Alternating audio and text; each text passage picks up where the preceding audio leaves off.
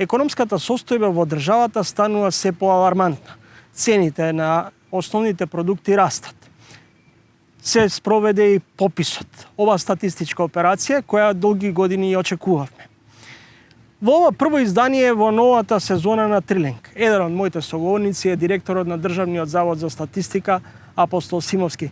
Господин Симовски, кога конечно и официјално ќе ги слушнат граѓаните податоците од спроведениот попис и колку Евростат ќе има можност да го верификува она што го работевте на терен? Граѓаните имаа можност да ги видат и слушнат податоците од пописот веќе на 30 март оваа година. Со тоа што сукцесивно до крајот на годината ќе ги издадеме сите комплетни податоци од пописот. Остануваат уште два сета на податоци. Едниот се однесува на миграционата компонента и вториот или малку поспецифичен, интересен и битен овако на ниво на податоци на ниво на населено место. До крајот на годината сме обврзани да објавиме и така наречени податоци на грид основа. Тоа се визуелни тематски карти во принцип, кои што покажуваат густината на населението, домаќинствата и становите согласно различни белези на километар квадратен. Една многу убава алатка каде што корисникот на податоци визуелно може да добие представа веднаш, без многу читање на бројки и слично за состојбите со населението. Вие пред малку прашате дали Евростат кога ќе го прифати. Евростат веќе го смета овој попис за релевантен и тука нема повеќе што да дискутираме. Сомневањето во податоците од пописот може да бидат и ги имало секогаш по сите пописи претходни и сега, но она што јас можам да го тврдам е дека овој попис беше спроведен согласно методологија која што беше прифатена и од Евростат и е по сите стандарди на Обединетите нации кој се главен фактор кој го определува стандардите околу пописот и во тој дел апсолутно никој не може да најде забелешки. Ние не сме креатори на состојбите, ние сме фотографи кои што не ретушираа состојби. После ова ваше гостување во Трилинг заминувате за Луксембург. Да. Колку скрининг процесот ќе биде важен и во делот на оваа спроведена статистичка операција, која речиси 2 децении не беше реализирана? Прво, колку е важно поглавјето статистика, која што е дел од тој преговарачки процес, значи имаме посебно поглавје, кој што се наоѓа во првиот кластер на поглавје.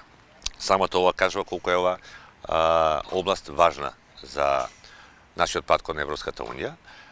Не само што имаме наше поглавје, туку ние како институција треба да обезбедиме квалитетни информации за сите останати поглавја. Значи сме и односно систем статистички, бидејќи тука влегуваат и други институции, со свое поглавје, многу важно, но сме и главен дистрибутер на информации за сите останати поглавја. Од тука и самото значење на статистиката кажува многу. Апсолутно пописот ни беше еден од главните, првиот бенчмарк кој што го добивавме со години назад во извештаите на Европската комисија. Еве тој бенчмарк веќе го нема, е завршен. Се разбира, има одредени делови каде што и ние не сме стигнале да бидеме целосно усогласени со стандардите кои што ги пропишува Европската унија преку нивните регулативи и други правни акти. Меѓутоа, тоа е процес. Процес кој што постојано тече, се носат постојано нови регулативи и земјите членки имаат определен рок да се усогласат со тоа. Колку на вас како институција ќе ви биде потребно да ги прилагодите според европските стандарди? Ова сакав и да го објаснам.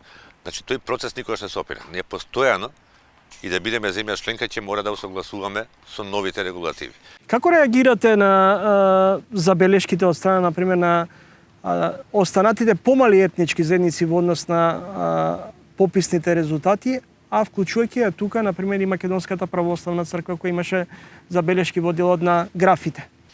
Во овој дел, за тие 4 премногу субјективни прашања, кои се исклучително лични, припадноста кон етничката припадност, религиозната припадност и прашањата за мајчиниот јазик и јазикот кој се говори во домаќинството, исклучиво личното изјаснување беше она што ние можеме да го земеме предвид. Значи, тука никаква сугестија не смееше да има, не смееме да даваме претходно одговори, туку стоеше празно празен простор каде што се пишуваше она што испитаникот го каже. Како се изјасниле испитаниците, така ми ги забележи и тие се податоците. Апсолутно можеби некој мислел дека има поинакви состојби од државата, некој посакува поинакви состојби од државата, нашата, повторувам, обврска е да има реална слика. Господине Симовски, бројот на попишани бугари во државата е дури нешто помалку од 4.000. Дали можеби дел од нив се исплашија да се декларираат, имајќи во предвид дека јавна тајна е дека во државата има, речиси, меѓу 100 и 120.000 македонски граѓани со бугарски пасоши. Не треба да врзуваме прашањето за етничка припадност со државјанството. Во државата има луѓе кои што имаат и австралиски пасоши, и американски, па не се ни американци, ни австралијанци. Како ќе се изнесете нивно лично право? Како за останатите, пред малку што ме прашавте, така и за лицата кои се чувствуваат како бугари, беше има слободно можност да се изјаснат како што сакаат. Како реагирате на забелешките дека не се релевантни, дека бројката на бугари во Македонија не содействува со она што вие ја соопштивте на јавноста? Има изјави дека се многу помалку, има изјави дека се многу повеќе. Апсолутно повторувам дека воопшто не ме интересираат било какви изјави. Ние си ја гледаме нашата професија да си ја завршиме на како што треба. Поштовани речи следите, тренинг мој соговорник е Апостол Симовски, директор на Државниот завод за статистика. Господин Симовски, ова е година која можеби ќе биде најтешка на економски план, но пред да се осврнеме на економско-социјалните прашања, она што ми остава впечаток од пописот е дека во Македонија има околу 300.000 стамбени единици слободни, односно станови кои стојат, зјајат празни.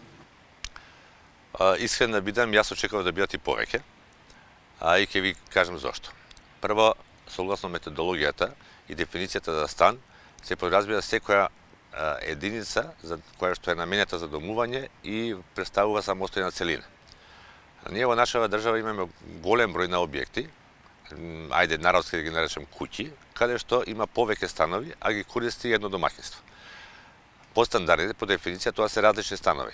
Значи, тие се една целина, која што функционална целина, која што може посебно да биде користена, а се користи од едно домаќинство. Тоа е едната причина што има поголем број на станови. Втората работа, не треба многу да одиме далеку, да се завртиме околу нас, да видиме дека насекаде се гради на голема.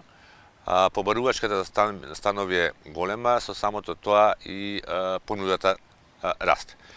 Луѓето кај нас се научени својот вишок на средства да го врзуваат за материјални добри.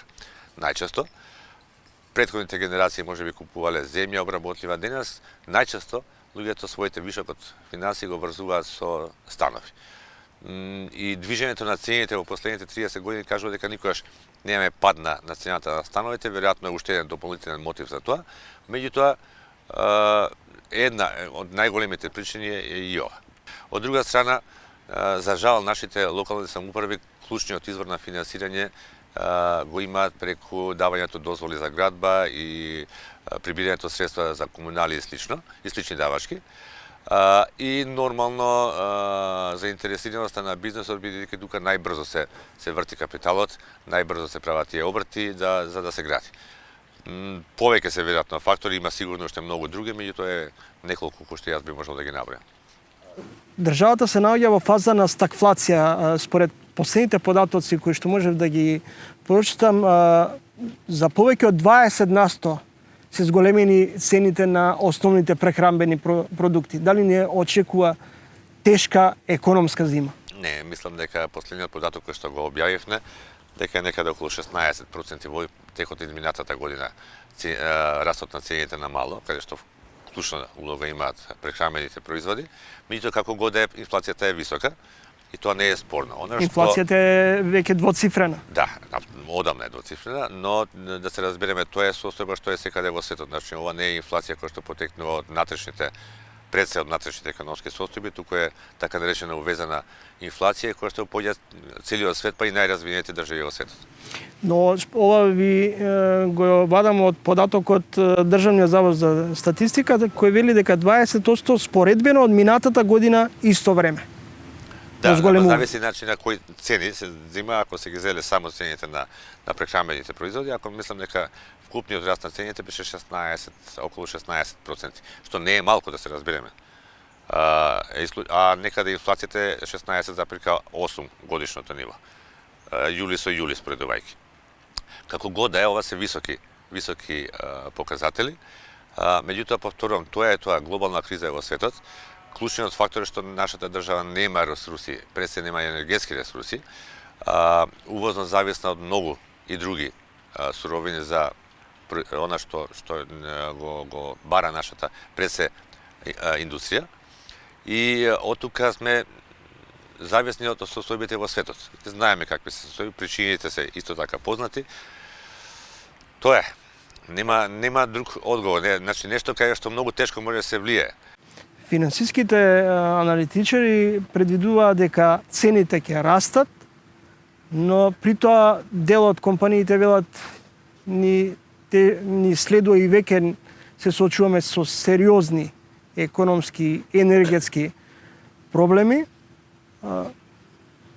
Платите остануваат статус кво.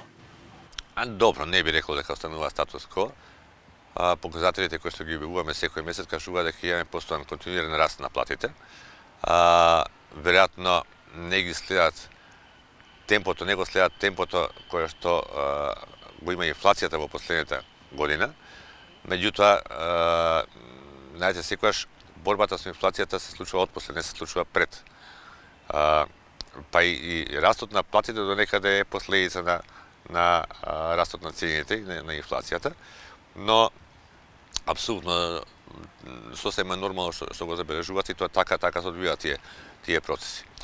Она што е битно околу состојбите во бизнис секторот, значи клучниот фактор е цената на енергијата. Тука е оној момент кој што најповеќе влија и на самата инфлација, меѓутоа и на проблемите за самото екзистирање на деловите субјекти.